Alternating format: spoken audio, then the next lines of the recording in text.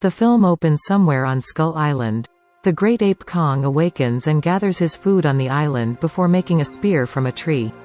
He throws it and hits the wall of a dome that is using Skull Island as a setting. Kong is being studied by monarch scientist Dr. Eileen Andrews. He has developed a bond with a girl named Gia.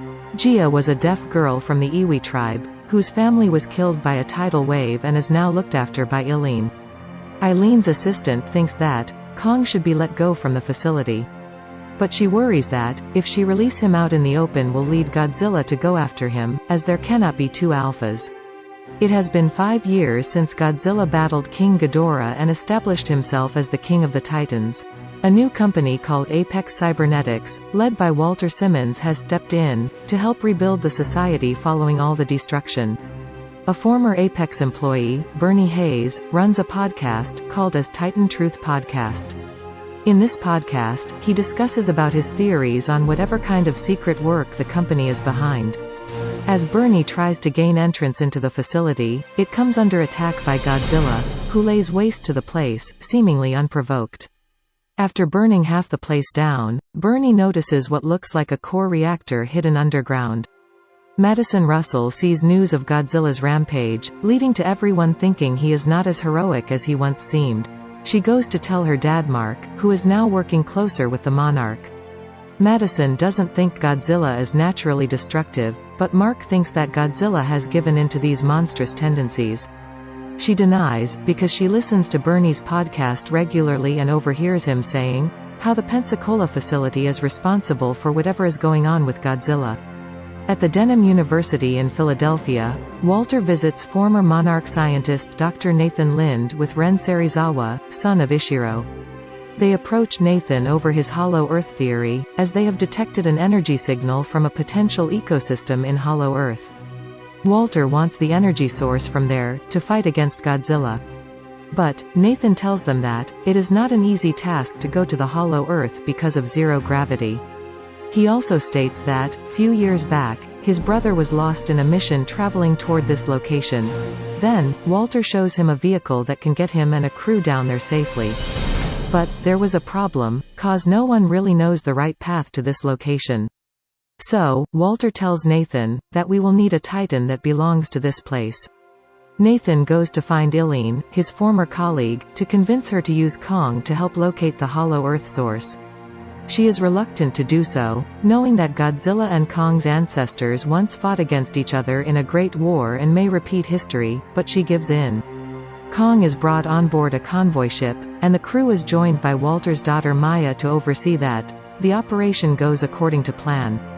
While sailing in the pouring rain, Gia goes outside to find Kong roaring in distress. Eileen runs out and learns from Gia that Kong is able to understand and communicate in sign language, and she knows that. Madison gets her friend Josh to go with her to find Bernie. They get a tip from a guy at the nearby convenience store and locate his apartment. Bernie only talks to them when he realizes who Madison's mother was. He discusses his conspiracy theory with Madison and Josh. She thinks that Apex did something to provoke Godzilla into attacking. Bernie tells them about a large stash of cargo that has made its way to Apex, as well as the tech he noticed earlier. The crew feeds Kong fish while Eileen asks Jaw why she didn't tell her that Kong can communicate, and Gia says that Kong didn't want them to know. Not long after, Godzilla makes his way toward the convoy, crashing into them and causing the ship to turn over. Kong is freed from his bonds and goes after the giant lizard. Kong manages to get a couple of good hits in and knock Godzilla back into the ocean, but Godzilla fires his blue flame toward the sky, causing him to take the advantage and pull Kong underwater with his tail, nearly drowning him. The crew releases depth charges to disorient Godzilla and free Kong, but the ape is wiped out. Eileen tells the convoy's captain to kill the power to make Godzilla think he's won so that he can leave. They do so and it works, but they end up getting airlifted to their destination. Bernie joins Madison and Josh to the rundown Pensacola facility, but when they access the bunker, they find that the core is gone. The three then find an elevator that takes them underground. They come across a chamber containing pods filled with skull crawlers, but before they can get out, the chamber is picked up and being transported to Hong Kong. Walter tests its power on an unlucky skullcrawler, which the trio witnesses. They also discover that Ren is controlling Mechagodzilla using a psionic uplink with one of the skulls of Ghidorah. The trio are then caught and apprehended by Apex guards. The crew travels deeper into Hollow Earth and comes across the home of Kong's ancestors. He picks up an axe made from a spike off the back of Godzilla's ancestors, and he finds his family's throne room and sits upon it like a true king. The axe activates the energy source in the ground. Maya then sends out Apex spider drones to take out a sample of the source for her father to exploit, despite protests from Nathan and Eileen. From up above, bat creatures descend and attack Kong and the crew, but he fights them off. On the surface, Godzilla has entered Hong Kong and finds the source leading to Hollow Earth.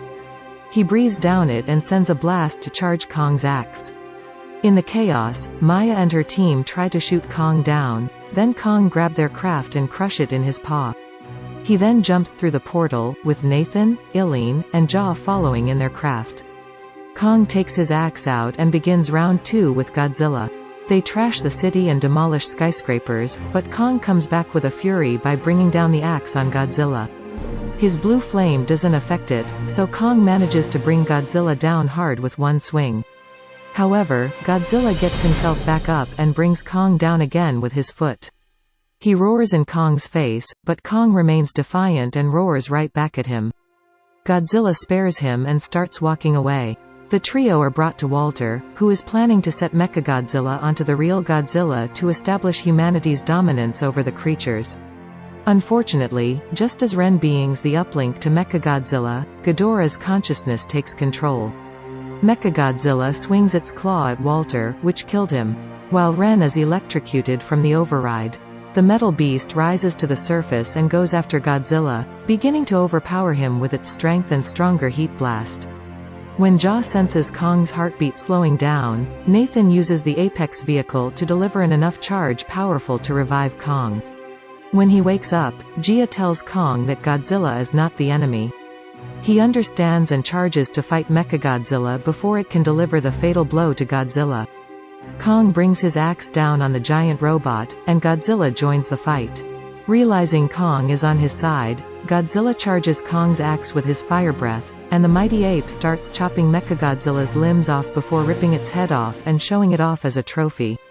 In the aftermath, Madison reunites with Mark, and he meets Bernie, who wants to have him on the podcast to discuss more Apex and Monarch cover-ups. Godzilla then rises and looks at Kong, who drops his axe to signify their truce. The Titans look at each other as worthy opponents before Godzilla goes back into the ocean. Nathan and Eileen set up a new research facility in Hollow Earth, which Kong has made his new home. He continues his friendship with Jaw and goes about the land, where he is now once again the king.